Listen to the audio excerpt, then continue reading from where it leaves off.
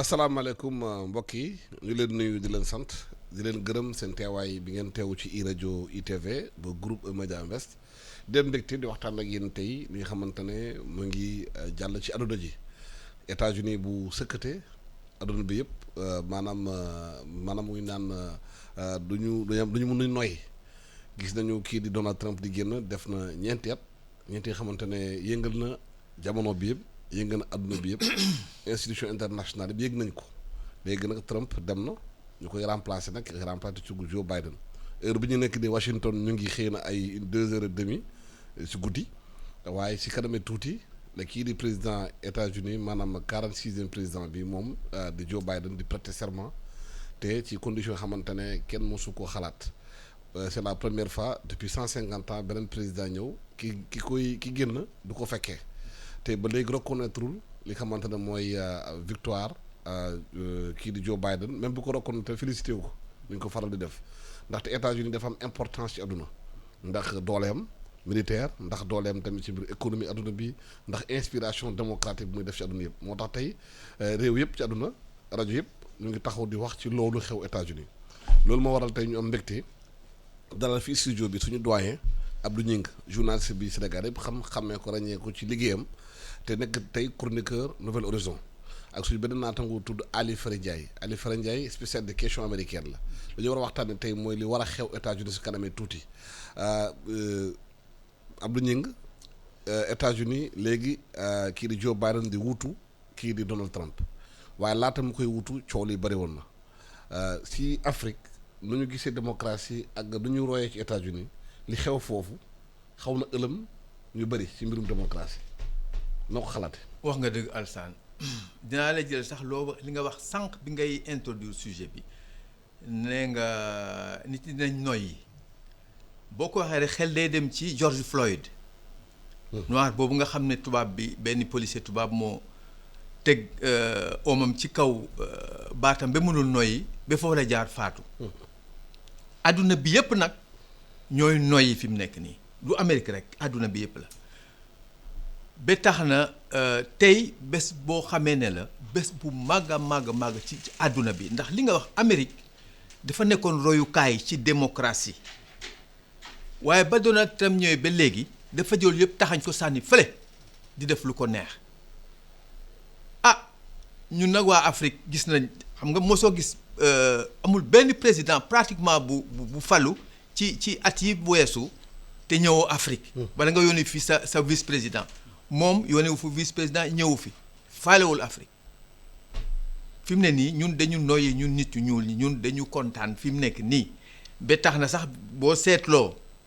bi ñuy def vote boobu le fale ca Géorgie pour ñaari sénateur yooyu ñëpp a doon ñaan ndax Biden am victoire bi ndax mu mun a diriger Amérique ci situation boo xam ne ñëpp dañuy ànd juboo tey nag defe naa ne tey sax dina dem mees ànd ak ki nekkoon chefu Sénat bi tey ci suba dina dem mees Biden ànd ak moom pour wane ne moom dafa bugg a dajale américains yi ñu dellu ca lañ nekkoon te niñ doon doxale àdduna ba ñëpp di leen roy loolu la Biden bugg a indi te yaakaar naa ñun Afrique war nañ am yaakaar ci programme yi nga xamee ne sumboon nañ ko fi surtout Obama te moom xam na ko ndax moom ñoo ko doon liggéey dinañ ci am lu baax a baax. bu ñu gisee États-Unis Ali Fary li fa xew souvent Afrique lañ ko doon waxee président ñu gagné la nga ne doo dem doo jóge foofu doo félicité kii la gagné indi histoire indi créer problème dañ ko doon gis souvent ci démocratie ñu wax xëy na amaguñu doole surtout état héritage démocratique bi waaye li xew foofu dafa mel ni dafa fissurer image États-Unis ci Afrique ci àdduna est-ce que loolu mun naa jox genre xel ñenn ñi nekk ci Afrique bi yaakaar ne xëy na puisque États-Unis lajj na démocratie ñoom mun nañ ko ñoom taxañ ci seen réew. jërëjëf Alassane si invitation bi may saluer doyen Gningue nga xam ne dafa remplacer suñu benn nijaay Amadou Dieng à l'agence de presse sénégalaise yàlla na ko yàlla yërëm. ba pare nekkoon sama patron wu suñu taawu kër muy Pape Sagné Bendiaye. macha allah donc ma koy remercier ci loolu. di rafetlu jotaay bi. li nga wax dafa am solo. image bi nga xam ne bi nii Amérique wane na ko ak les partisans de Donald Trump le 6 janvier 2020 dafa remettre en cause li nga xam ne moo doon élégance su démocratie américaine dafa mel ne mirage le mythe de Babylone bi doon wër l'idéal américain ba tax ñun ñëpp ñu bëggoon dem di fa jànge ñun ñëpp considérer que démocratie jeffersonienne mooy modèle bi gën ci àddina daf ko taqal bu ñaaw te loolu moo tax li nga wax dëgg la réaction yi nga xam ne nii américains yi wane nañ ko pour wane que ni Trump rek du leen représenter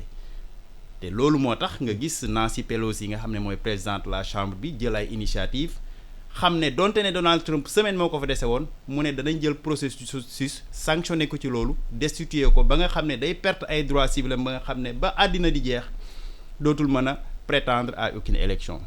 te loolu mooy réponse bi nga xam ne bi nii peut-être démocrates yi ñi ngi koy wane pour wan àddina bi que ni li ngeen gis ci Donald Trump te président yi ñi ngi wax ko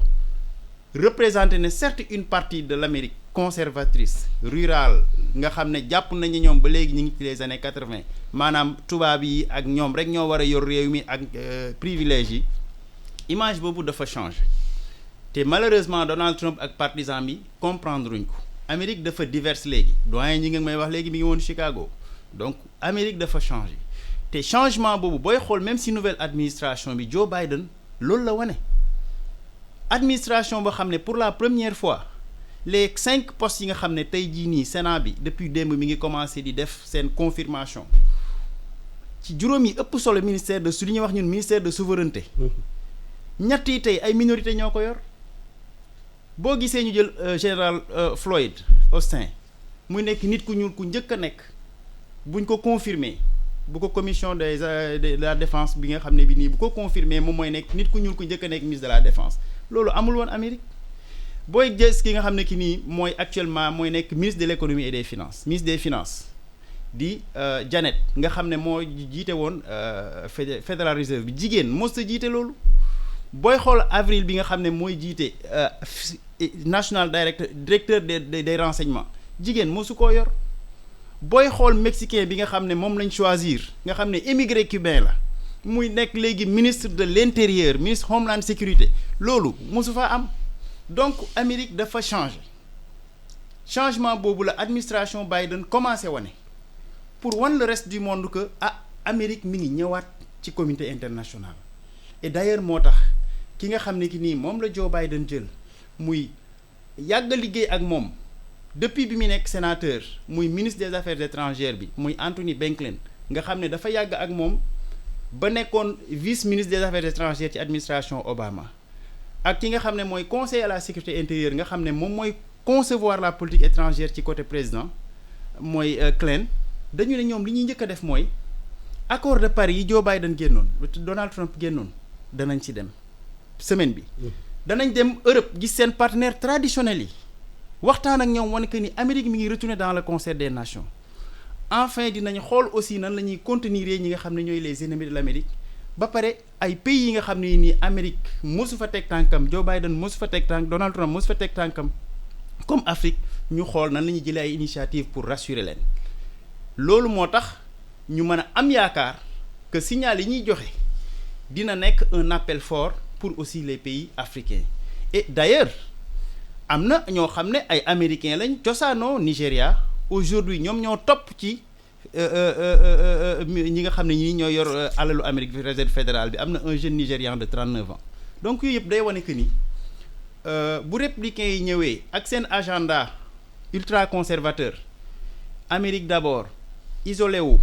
créé waat li ñuy wax une suprématie blanche avec uniquement seeni partenaires traditionnels li may wax les 4 îles l'île britannique l'île australienne ak l'île américaine vision boobu dafa dépassé wu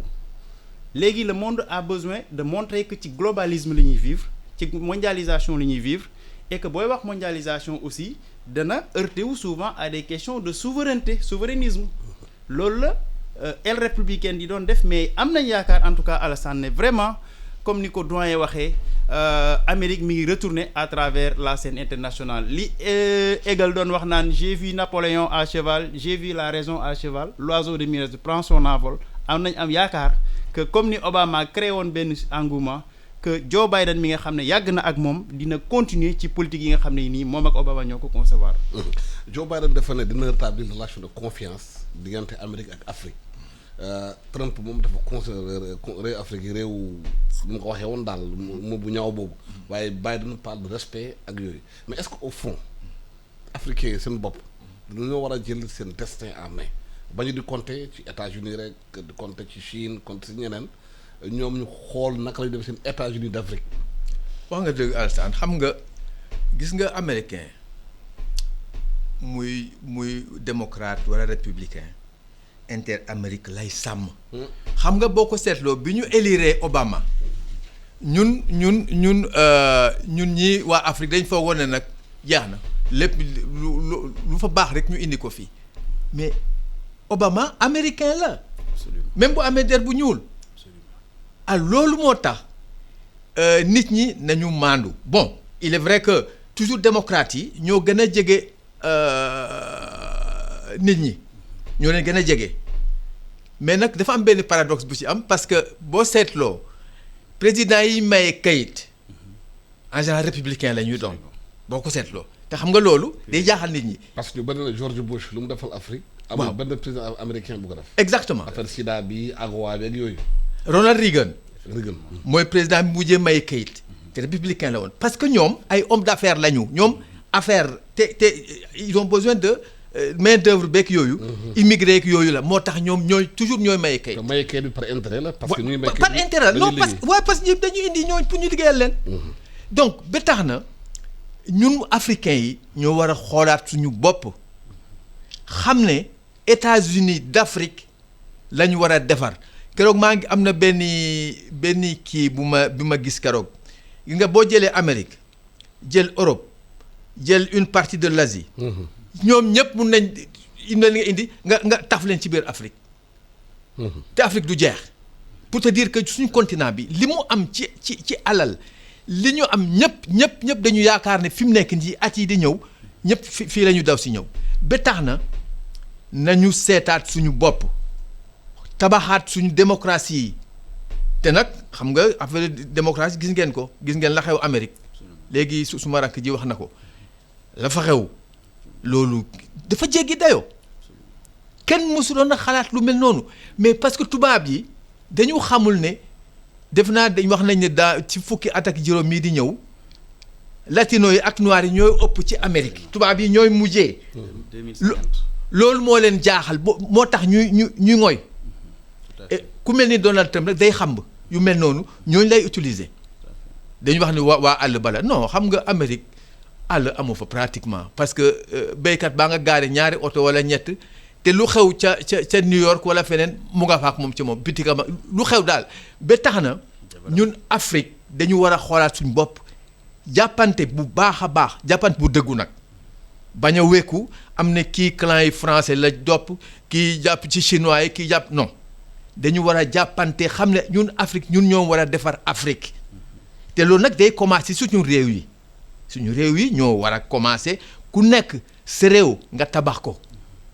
boo ko tabaxee ba mu jekk mais Amérique loolu moo fa am état yi ku nekk sa réew da nga koy tabax gouverneur yi dañuy tabax seen réew ñëpp boole mu nekk États-Unis fii nag Afrique loolu moo fi war a am warul am kii moo fi tafoo fakkale kii moo gën a am alal non nañ boole yëpp. waaw ci diplomatie bu bees bi États-Unis doo nar a tëral ci Afrique Sénégal ban taxawaay la ci war a am parce que gis nañu Sénégal bu temps Obama amoon MCA. defar nañu fii tali defar ay autoroute defar yu bëri surtout ci sud du pays ci mbirum électricité bi tamit MCA dugg na ci Sénégal lan mooy war a nag intérêt stratégique am ci relation yu bees naka la ko war a tiisee te gis ci boppam mun ci moom tamit taxaw. waaw Alassane loolu laaj bu am solo la maa ngi fàttali semaine passée maa ngi nekkoon ak un éminent parlementaire l'honorable député Djibril War je crois que ci commission yooyu di régler ci yooyu la nekk au niveau de l'Assemblée ñu si doon waxtaan xam nga Sénégal souvent day jouer ci registre africain bi parce que Sénégal rek comme réew signifié wul lu bari au niveau de la scène internationale moo tax approche globaliste bi nga xam ne bi nii pays africains yi ñoo war a xam nan la ñuy Amérique di travailler ak pays africains yi mooy approche bi nga xam ne moom la seen administration di jël mais bu ñu ko jëlee ba pare xam nga ñoom dañuy poser seeni conditionnalité sur la base des recommandations yi nga xam ne nii fii lañ leen koy defalee les différents télégraphes yi jógee ci ambassades yi ñooy def la recommandation yi léegi bu demee au niveau de ñoom ñooy xool seeni critères dafa bokk ci souvent ñoom dimbale bi ñuy dimbale Afrique pays yi nga xam ne nii ñi ngi def ay efforts ñi ngi góorgóorlu ci transparence ci respect des droits de l'homme ci évaluation seen critères de démocratie respect de la société civile ak yooyu mais yàlla dafa def depuis l'administration Clinton ak initiative même bien avant avec Clinton moo jiitu George Bush initiative yooyu ñu commencé jël yëpp parce que Clinton jëloon na initiative pour Afrique George Bush jëloon na initiative avec SIDA bi Obama ñëw na ak Africa Power yooyu yëpp ak MCA bi buñ jëlee ay critères yàlla day def Sénégal ak stabilité am ak transparence am gagné ci bokk ci pays yoo xam ne dañ koy choisir objectivement sur des pays à encourager et loolu de ce point de vue war nañ continuer di ko def et pour ñu continuer effectivement te aussi looloo tax président Amérique bu mës a ñëw Afrique Sénégal ngay commencer à travers nos différentes administrations Abdou Diouf recevoir na fi président Clinton Abdoulaye Wade recevoir na fi George Bush Macky Sall recevoir na fi Obama te loolu bu ñu ko defee te ñun amuñu doole militairement économiquement taxawuñ Nigéria ëpp ñu doole Côte d'Ivoire ëpp ñu doole Ghana gën ñu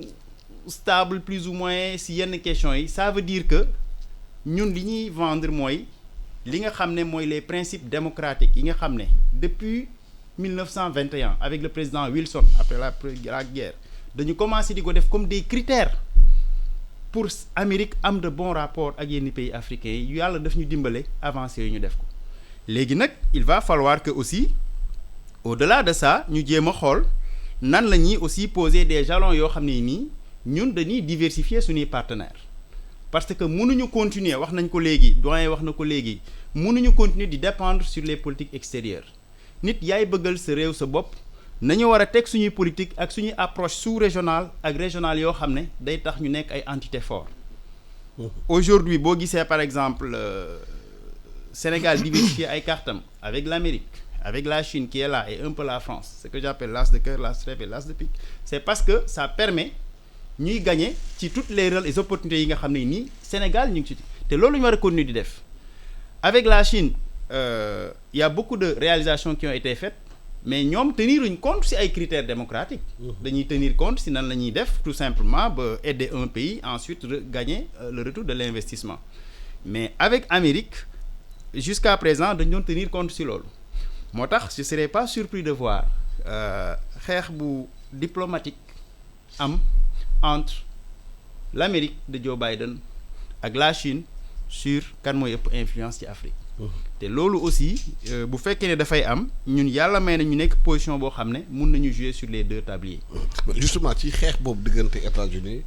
ak Chine ci influence en Afrique naka la Sénégal war a taxawee pour mun ci profiter économiquement ci boppam tirer ci ay bénéfices.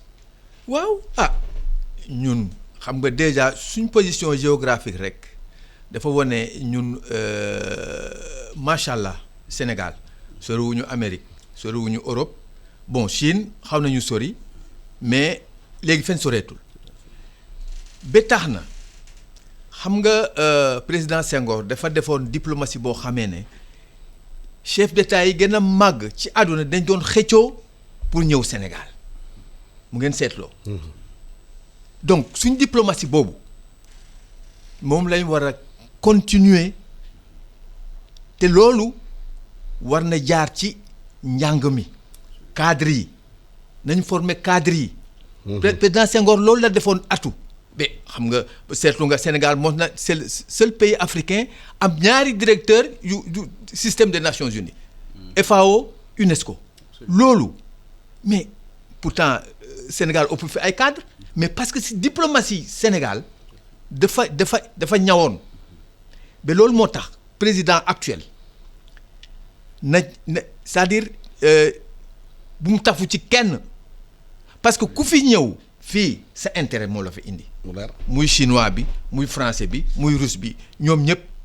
ku nekk sa intérêt bopp ngay doxal. donc ñun nañ doxal suñu donc foofu dama bëgg Sénégal nañ jël yëfu gerte gi nit ñi soxla nañ ko mais kooku point boo xamee ne ci diplomatie la bokk suñ gerte gi ñu yore nii parce que diwlin di gerte nit ci dañ ko tàmm. ba tax na donc du point de vue économique point de vue politique nañu wonewaat suñu xarañ ci démocratie te démocratie xam nga man damay seetlu suñu homme politique yi fii président bu am majorité ñu ne majorité mécanique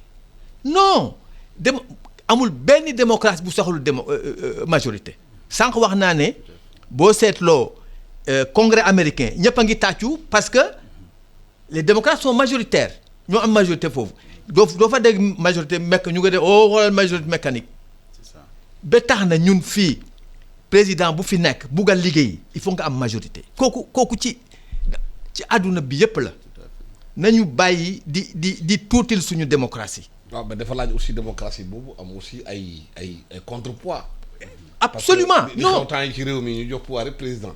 troisième régime ñëw mooy tëj. xam nga foofu. pandémie bi mooy prétexte bu rëy. xam nga problème la. waaw xam nga foofu mooy li may wax rek suñu opposition yi gisoo ci kenn ku joxe proposition pour affaire pandémie bi te boo demee ci yeneen réew yi mais ñaa ngi suggéré di jàppale par exemple li fi xewoon première phase bi bu mu ñëwee ñëpp dem ku nekk yaa ngi ciy jàpp mais man mos naa def benn chronique sax di wax ne man dama seetlu jaroon na ñu jox temps de parole ci RTS tous les leaders politiques pour ñu comme ni ñu def ci meeting yi bu ñu fal nit ñu ñëw di wax ci affaire pandémie bi jox leen temps de parole. xam nga loolu pour wane ne ñun politique rek indiwuñu malheureusement loolu amul ba tax na diplomatie Sénégal encore une fois nañu gën a renforcer suñu démocratie te bañ a def parparloo wala démocratie daal démocratie la ku jiite koo xamee ne moom la réew mi tànn na nga jiite mais boo jiite na nga seet ne ñëpp faluñu la. gis nga Biden 80 am na rawee na kii ay millions 80 millions ci américains ñoo ko fal alors que Kale 70 et quelques millions donc mais terewul dafa ne man président ñëpp la ba tax na nañu seetaat suñu bopp du point de vue politique économique et tout di seet àll bi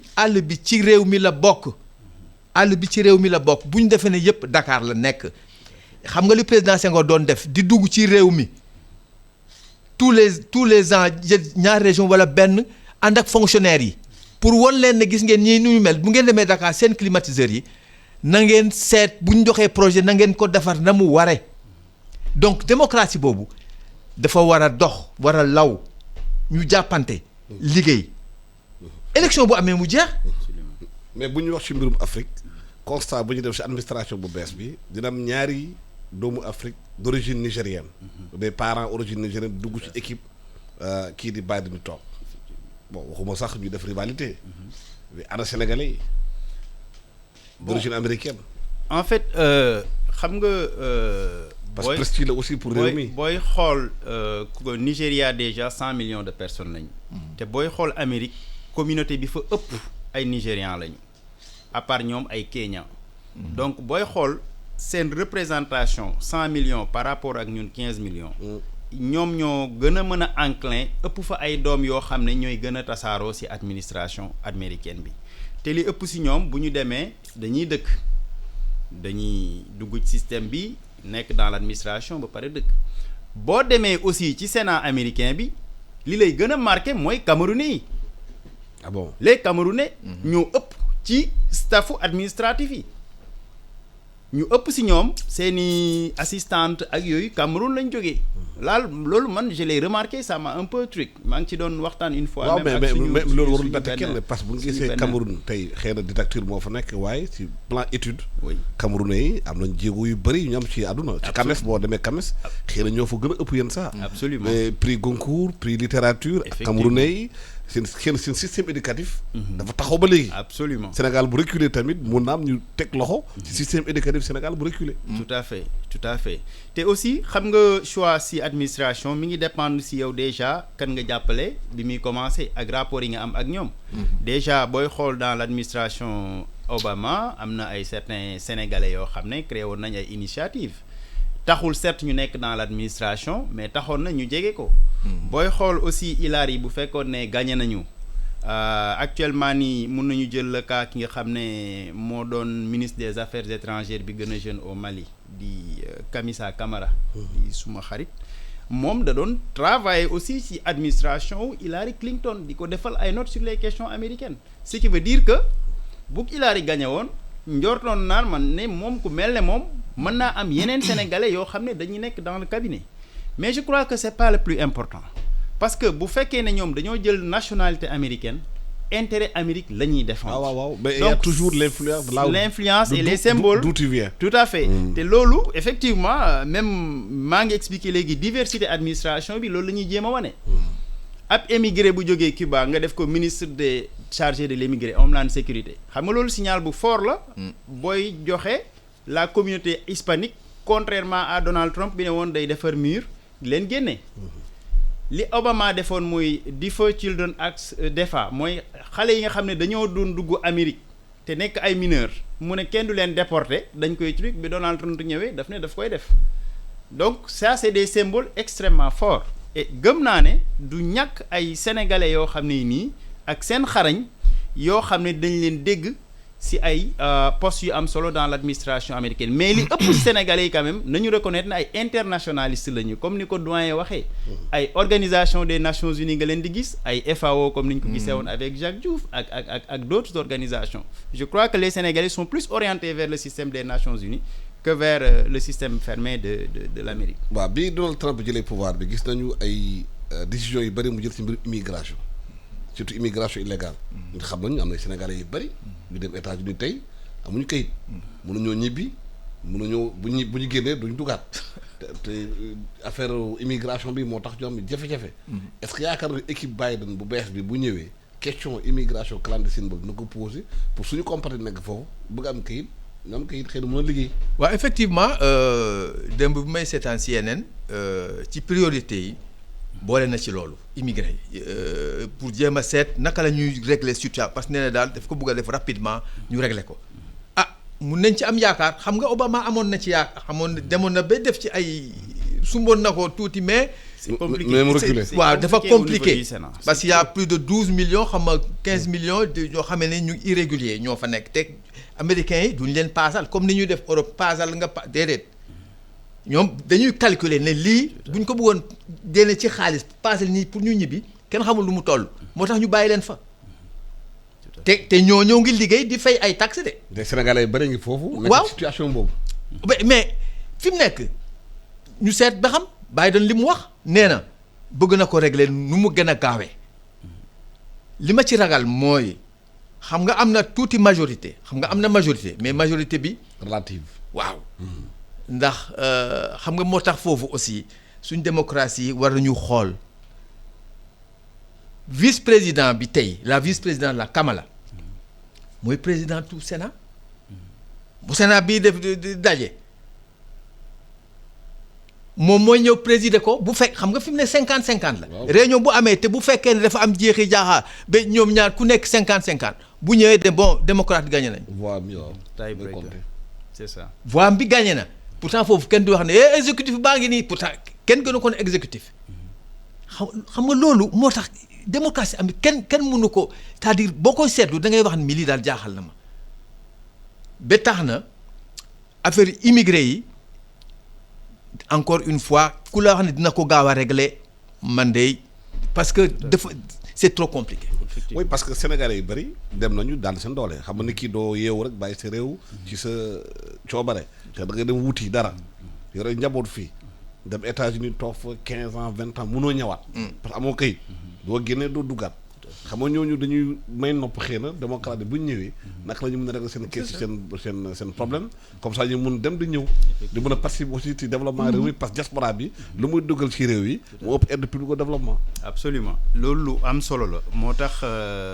initiative yooyu dañ koy encourager mais comme ni ko doyen waxee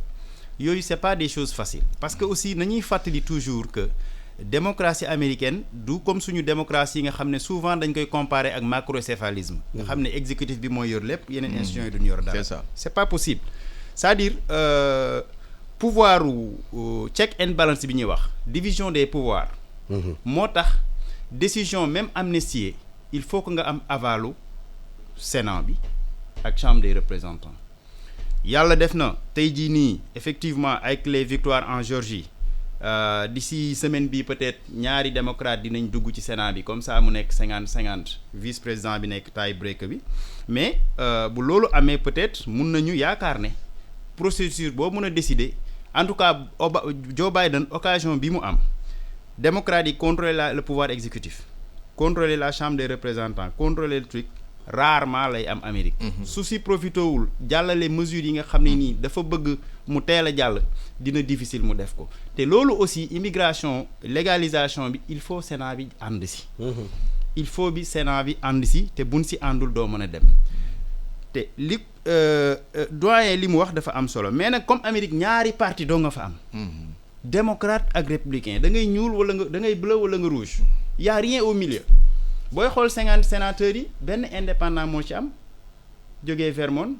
mooy Sanders te Sanders démocrate la woon mais mu gis ne le parti démocrate dafa bouger vers le centre moom il est très à gauche mu génn nekk indépendant donc comme y a rien au milieu on pense que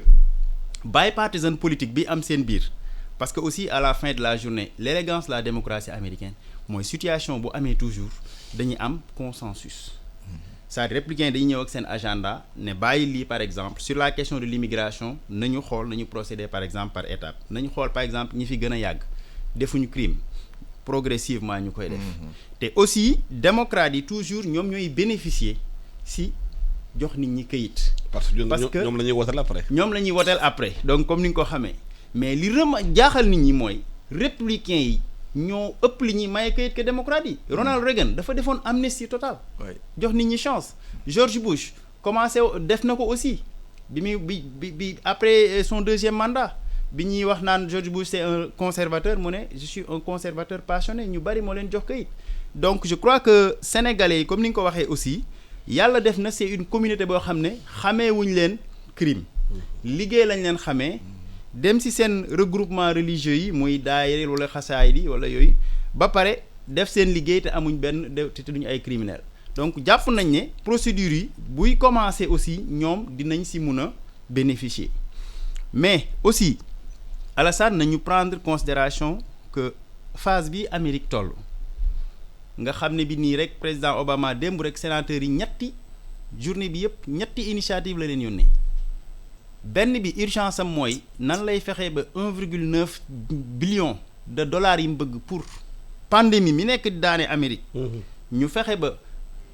relancer économie bi 400 000 morts démb voilà ñu fexe ba relancer économie bi yónnee ay américain bu nekk chèque 1200 wala 1400 dollars nga dem jëndiwaat économie commencé démarrer loolu lu ko yitteel la deuxième chose ak li Trump def tey dina passe prêter serment mais les 5 ministres les plus importants duñ ko fekkee ndax confirmer guñ leen la troisième chose mooy Sénat bi mi ngi occupé wu actuellement ci processus u destitution wu Donald Trump donc loolu dafay tax ba aujourd'hui nañu xam ne Amérique procédure administrative yi dafa lente te boo fay dem ba si yàgg tu as le sentiment que les mêmes problèmes restent et demeurent depuis 20 ans depuis 50 ans man depuis que bi ma nekkee Amérique ba léegi le jeu politique c'est sur le même débat immigration lu démocrate yi def pas républicain bu ñëwee reculer ko bu luñ def pas bu ñu ñëwee reculer ko l'économie bu ko démocrate yi construire et puis républicain yi ñëw gérer ko mu daanuwaat récession am ñu démarrer waat donc c'est comme si c'est un système un peu fermé boo xam ne bi nii il faut pas trop attendre beaucoup de choses du système. mais Trump nee na démb c'est le seul président américain buy toog ñeenti at déclenché wul guerre. loolu d'après lu mu waxee moom même si bu fekkee dañuy nee nañu posé na acte de guerre feneen. mooy lu mu rey Soleimani en Iran. tout à fait gars yi nag loolu acte de guerre la posé. waaye moom na déclenché wul guerre loolu la wax. mu koy baxoo. xam nga ñëpp dañu jàppoon ne te Trump aussi bu dugaloon ak mbas mi jàpp naa ne dina amaat deuxième mandat wala chance am deuxième mandat dina truc parce que aussi yóbbu na économie américaine benn niveau boo xam ne dafa taux de chômage bi dafa ni mu faible ci Trump faiblewul woon ci benn truc donc xam naa ne da doon jàpp ne naa naxante ba am deuxième mandat ma def ko parce que bul fàtte ne le conseil diplomatique bi ëpp solo ci Trump gorom la Valérie Jarret takk doomam bu jigéen tuubal ko def ko juif te gis nga actuellement initiative yi mu jël dans le Moyen-Orient yëpp déplacé dafay rendre l'administration Biden tâche yu difficile parce que dootuñ ci mën a dellu gannaaw capitale bi ñu def Jérusalem capitale bi ñu le fait que ñoom ñu reconnaître Jérusalem comme capitale de Israël loolu administration mënu ci dellu gannaaw day compliquer les choses le fait que ñu jël un pays comme le Soudan def ko terrorisme ba ci yàgg ñu contraindre ko mu reconnaître Israël ñu lever sanctions yi donc agenda yi nga xam ne ñoom ñi ngi ci nekkoon maanaam isoler Iran de la scène internationale defloo Arabie Saoudite loo xam ne li nii dana diis ci ñoom mais xam nañ ne comme l'actuel prince ñoom xam nañ ne mën nañ ko téye fenn ba ñuy fexe ba mu Arabie Saoudite nar a reconnaître Israël muy insulte bi nga xam ne li gën a mag ci communauté jullit ci la bokk loolu lépp day wane que ni malgré que guerrul mais agenda yu bari mi ngi ko doon def rey Souleymane te bu amoon deuxième mandat ragal nañ ne sax guerre mondiale dina ko fi indi donc yàlla moo dimbale Amérique ba mbas mi ñëw Trump di continuer ne mën na am deuxième mandat ba far jógee fa daanu te aussi bu nit lëkkaloo alam na ko gërëmee coy victoire bi du victoire Joe Biden primaire yi dafa perdroon bu Obama teeloon dugg ci carte gi jàppale ko ba mu changer la donne dans le sud du gagner investiture bi te Kamala Harris donte ne noir la son passé comme procureur avec les noirs n'a pas été apprécié par les noirs. mais loo tax dañuy yaakaar ne xëy na Biden dafa yeggali mandat troisième mandat kii di Barack Obama. exactement ñu bëri dañu ne fi mu ne ni troisième mandat Obama moo ñëw. parce que boo seetloo ñi mu tànn ci pour mu gouverner ak moom c'est proche collaborateur ñu bëri ñu ngi woon ci Obama ñu bëri la plupart. donc loolu moo tax ñu bëri ñu ne lii de espèce de troisième mandat te loolu aussi xel nangu na ko parce que nekk vice-président pendant 8 ans mais te mu ngi dund ànd ak cër et tout mais kooku daf lay xelal tout le temps il faut que mu di ko laaj il faut que mu di ko xelal xam nga toujours boo nekkee surga nit même boo nekkee ca kaw toujours dafa am espèce de complexe buy am il faut nga ne quoi mais président lii moom ba mu amee noo ko defoon mais yooyu moom du ñàkk ba tax na fi mu nekk nii mandat bi Biden dafa ne ci ay problème parce que Trump bi muy dem li ñuy wax dafa jaxase carte gi. dafa miine waaw dafa miine complètement xoolal problème mu Sahara nee na alors nangu na alors souveraineté kii sur le Sahara voilà loo xamee ne mu ngi ci Nations Unies ba Nations Unies fa ku mu yebal yow nga tëb rek ne non léegi Maroc moom foofu loolu yëpp est-ce que Biden du ñëw rek ne non loolu mu xam nga loolu diplomatie boo xam bu tar mooy xay Biden ba tax na ñun ñi encore pour dellu si ci ñun xam ne réew yi seen intérêt la ñu yore seen intérêt bopp yoruñ benn intérêt te lii mu defal juif yi xam nga ñi ne juif yi ne Amérique ñoo ëpp juif yi dëkk Israël juif yi dëkk Amérique ñoo ëpp juif yi nekk Israël ba tax na lii mu def yëpp neexal goroom la non du leneen pour neexal goroom yi mooy jël di jubale réewu arab yi ak Israël tout ça pour neexal goroom ba tax na encore une fois intérêt rek ñun dañu war a seet suñu intérêt bopp ñun Afrique nañu seet suñu intérêt bopp jàppante vraiment. mais loolu ban rôle la ñu Union africaine war a jouer ci loolu. mais Union africaine man dama seetlu ne Union africaine dafa politique trop dañ ko politiser trop boo seetee Union européenne bon am nañ parlement boo xam ne permanent bu mais ñun Union africaine li ñu def ci politique moo ëpp affaire yi économie te loolu dañ ko war a rectification bi mun na jaar ci institution yoo mel ni la BAD mel ni BAD ak communauté économique pour l'Afrique te nekk Addis Abeba ñooñu ñoo war nekk au devant de la scène pour boole ñu xam nga ñu ngi wax fii au niveau Afrique de l'Ouest ñu ngi wax affaire yi ECO pour monnaie unique ak yooyu mais déjà am na yoo xam ne bokkuñ ci ñu ne bokkuñu ñii bokk nañ parce que ñii dañ France daal li mu wax dëgg la ñii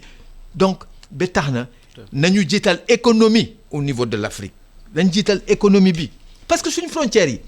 mais suñu frontières yi amul pratiquement frontière diggante Sénégal ak Mali sénégalais yi dañuy demante di ñëw di jóge ñi dem Mauritanie c'est pareil nga dem Mali ñuy dem Burkina ñii di ñëw di dugg donc ñun amuñ problème boobu problème bi ñu am mooy économie bi nañ ko tabax te ñun ñoo ko war a tabaxal suñu bopp ñoo ko war a tabaxal ñu wax ne duñ demande aide ak yooyu parce que Europe bi guerre bi amee mais Amérique moo dindi xaalis bu bëri le plan Marshall jox leen ko ñu jàppante di tabax ba ñu ngi nii léegi ñoo gën a am importance sax États-Unis du point de vue puissance économique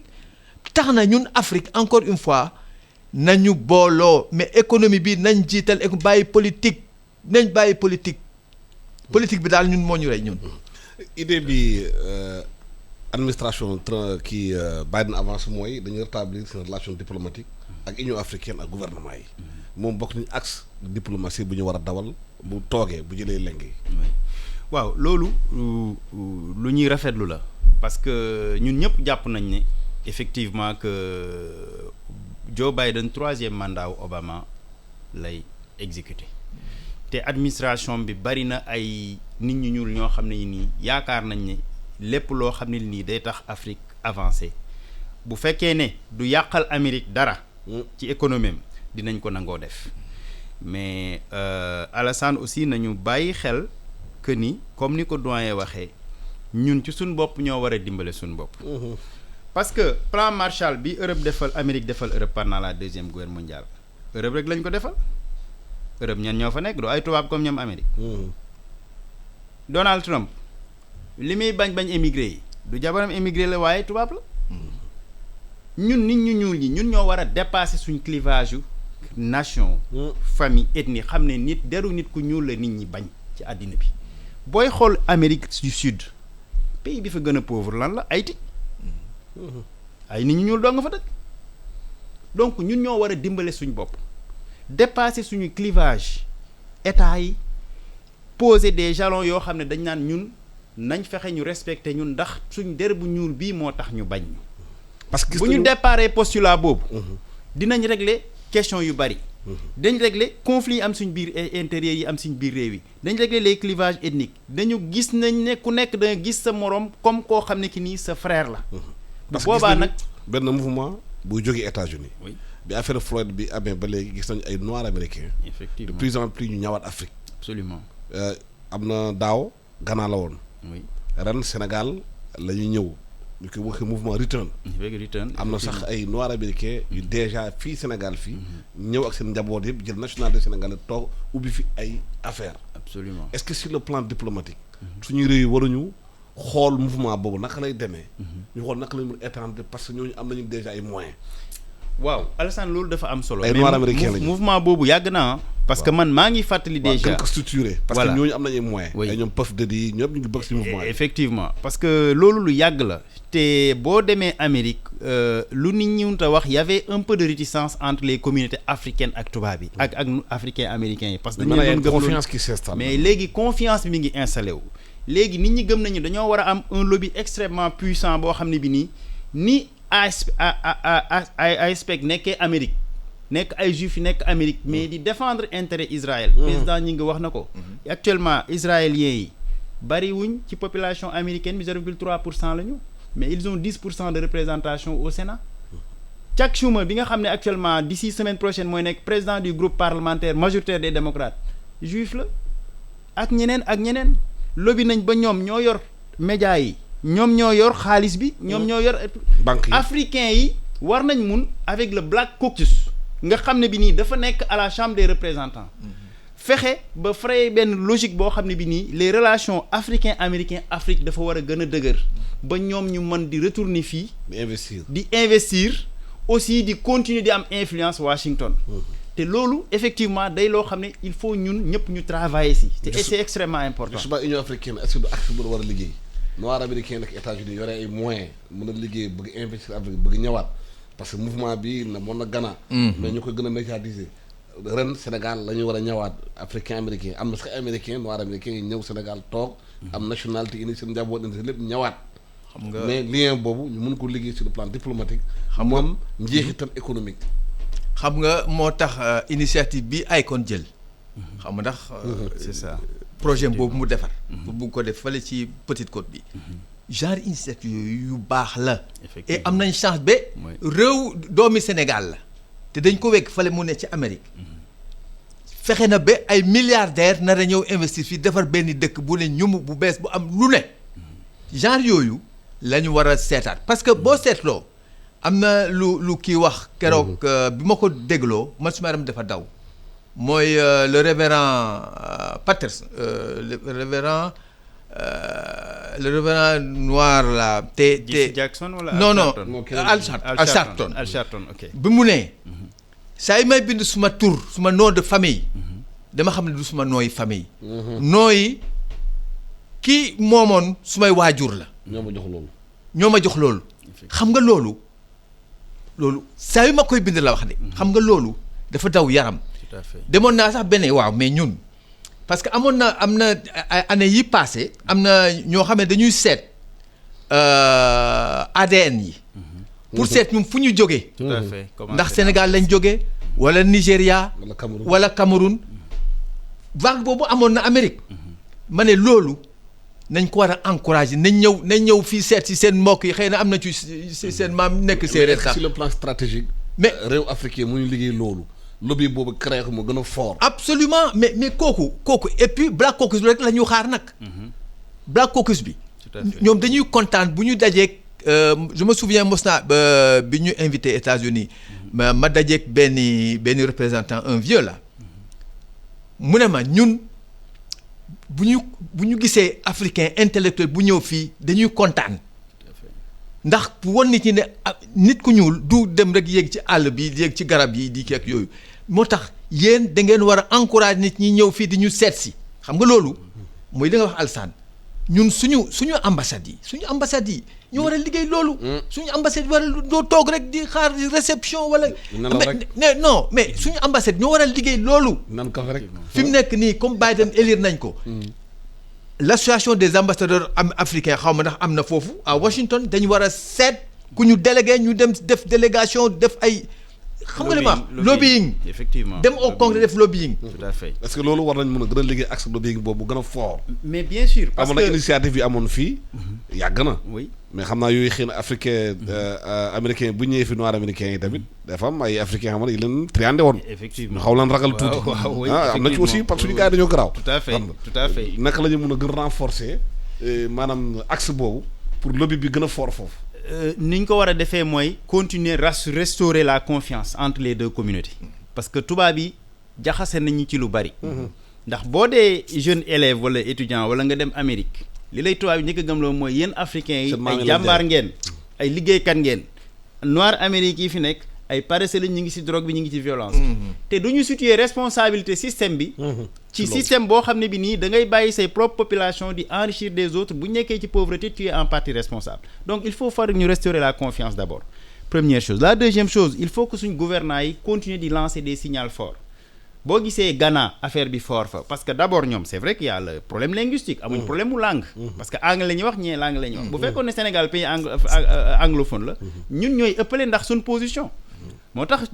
Ghana phénomène boobu dafa am solo dafa am aussi ancrage culturel bu fort boo xam ne bi nii gëm seen bopp aussi gëm seen bopp fierté boobu te ñun bon la politique d'assimilation daf ñu acculturé ñun dañoo jàpp suñu bopp comme ay tubaab te loolu il faut que ñu dépasser ko te aussi Alassane lu tax man loolu ma sawar si parce que initiative man yi ma opportunité mi am yépp dem Amérique jàngi ak stage yi ma def Angleterre ak yépp mais Black Caucus ñoo ma parrainé bi may dem congrès Barbara Lee représentante Texas moo ma jël comme stagiaire foofu bi may dem Angleterre ci cabinet Tony Blair dama njëkk a jaar ci nga xam ne bi nii Black Caucus bi ñoom ñoo ab jamaïcain la boo xam ne bi nii dafa nekkoon député c'était la seule députée donc mouvement boobu il faut que intellectuels yi continue di ko accentuer. Tout à fait. Et il faut aussi que suñu État yi dimbali ñu ak suñu organisation intergouvernementale yi. Mais cela passe aussi à ce que ñu am des mécanismes de transparence et de bonne gouvernance ba pare am ay moyens de communication yu clairs entre nos États. Parce que le défi pour man bi ñu war a régler mooy défi intégration entre nos peuples. Défi intégration boobu nañu fexe xam nga dañ naan le développement de la route du développement passe par le développement de la route. C'est-à-dire ñu fexe ba am ay yoon yu baax nit ñi di duggante peuple yi di intégrante ba pare ñu continuer ubbeeku sur le reste du monde. Et là c'est extrêmement important parce que peuple yi ñoo koy tudd parce que Reagan waxoon na benn affaire bu xawoon a jaaxal américain yi ci yenn procédure nee na c'est le gouvernement qui est le problème mais le gouvernement n'est pas la solution.